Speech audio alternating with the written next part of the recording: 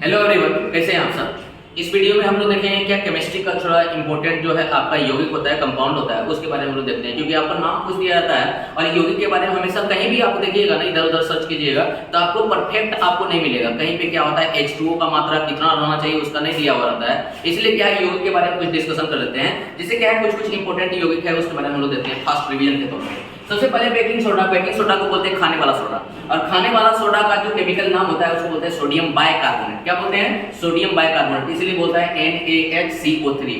NaHCO3 जो बोलते हैं सोडियम बाइकार्बोनेट। केमिकल नेम अगर लिखना चाहते हैं लिख लीजिए। खाने वाले सोडा का क्या होता है? Sodium bicarbonate. ये होता है धोवन सोडा। धोवन सोडा मतलब क्या है, जो हम लोग सर्फ यूज करते हैं धोवन सोडा के रूप में। तो धोवन सोडा क्या होता है कि सोडियम कार्बोनेट मतलब Na2CO3, इसमें जो होता है 10H2O लगा रहता है। याद रखिएगा 10H2O लगाना बहुत जरूरी है, क्योंकि धोने वाले सोडा में तो क्या है, धोने वाले सोडे का नाम क्या हो जाएगा, आपका केमिकल नेम हो जाता है सोडियम कार्बोनेट 10H2O।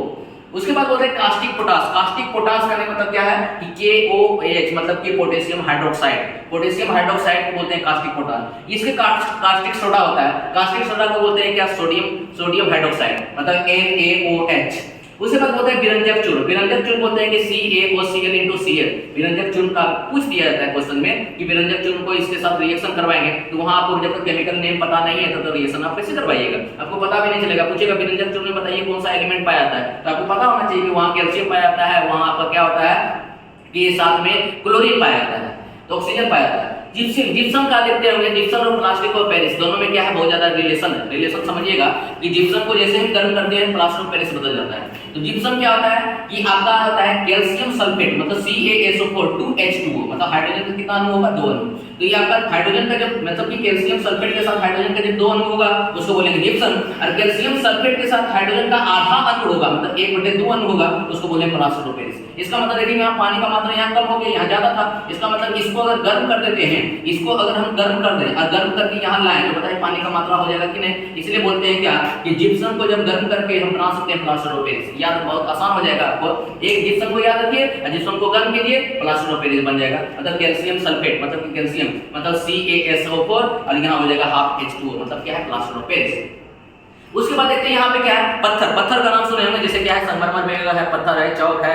तो ये सब क्या होता है, जितना भी होता है इसको बोलते हैं सोडियम क्या है, कैल्शियम कार्बोनेट। कैल्शियम कार्बोनेट मतलब कि पत्थर ही है। जैसे मान लो कि सिंपल बात पूछे कि अगर कोई पत्थर से आपको मार रहा है तो वो पत्थर भी क्या है, कैल्शियम कार्बोनेट का बना हुआ है।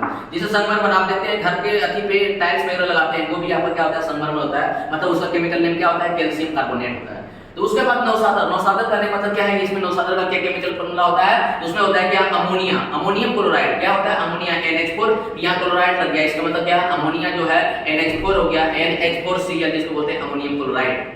तो नौसादर हो जाता है। उसके बाद लाफिंग गैस। ऐसा गैस होता है जिसको कि यहाँ पे अगर छोड़ दिया है तो सब हंसना शुरू कर जाएगा। मतलब कि आर्टिफिशियल लाफिंग के लिए मतलब कि प्राकृतिक जो है, एक तो होता है नेचुरल, एक होता है क्या, मानव निर्मित। तो मानव निर्मित ये गैस है जिसके कारण क्या होता है, बच्चे में क्या होता है कि हंसी कुछ निकलता है, हंसी निकलता है।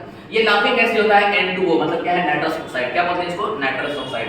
दूसरा बोलते हैं कि अम्लराज। अम्लराज क्या होता है, जैसे मान लीजिए किसी चीज को मुख्य रूप से क्या है, सोने को पिघलाने के लिए या सोने के डस्ट को निकालने के लिए, उसमें अशुद्धियां को निकालने के लिए क्या है, अम्लराज मतलब कि ये एसिड है, एसिड का यूज करते हैं। तो अम्लराज में हम लोग क्या देखते हैं, सबसे पहला इसमें क्या है, 2 यौगिक का मेल होता है। एक आपका क्या होता है HNO3 जिसको बोलते हैं नाइट्रिक अम्ल, एक होता है HCl जिसको बोलते हैं हाइड्रोक्लोरिक अम्ल। ये नाइट्रिक अम्ल और हाइड्रोक्लोरिक अम्ल किस रेशियो में मिलेगा तब वो अम्लराज कहलाएगा। तो याद रखिएगा नाइट्रो एक तो HNO3 उसका 1 अनुपात मिलना चाहिए और HNO3 का 3 अनुपात मिलना चाहिए। क्वेश्चन आपसे पूछा जाएगा कि दोनों का अनुपात का रेशियो कितना है, तो दोनों का अनुपात क्या है, HNO3 का याद करने का तरीका बताते हैं।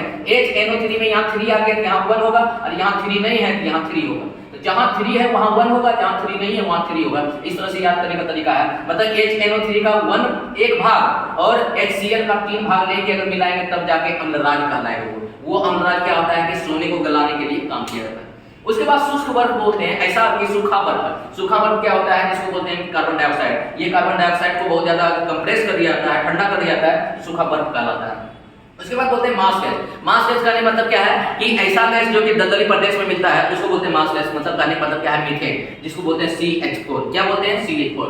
बोल रहा है कि ये दोनों क्वेश्चन बहुत ज्यादा इंपॉर्टेंट है। ये क्वेश्चन में हमेशा सब आदमी फंस जाता है और क्वेश्चन पूछा भी जाता है अलग अलग तरीकों से। एक होता है बिना बुझा हुआ चूना, एक तो बोलेगा क्या, बुझा हुआ चूना का फॉर्मूला क्या होता है, यहाँ हुआ है एक बिना बुझा हुआ चूना और एक होता है बुझा हुआ चूना। तो बताइए अगर बुझ जाएगा तो बुझने का मतलब क्या है कि ये इसमें आग लगा हुआ था, आग खत्म हो गया, तो आग खत्म होने के लिए क्या है, पानी मिला है। तो याद रखिएगा इसमें पानी मिलाना पड़ा, इसमें पानी नहीं मिला है। तो जहां बिना बुझा हुआ चूना रहेगा उसको हम लोग क्या बोलेंगे, कैल्शियम ऑक्साइड। क्या बोलेंगे उसको, कैल्शियम ऑक्साइड। लेकिन कैल्शियम ऑक्साइड को जैसे हम रिएक्शन करवाएंगे H2O से, तो यहां से क्या होगा, ऑक्सीजन के साथ हाइड्रोजन रिएक्शन कर जाएगा और कैल्शियम हाइड्रोक्साइड बना लेगा।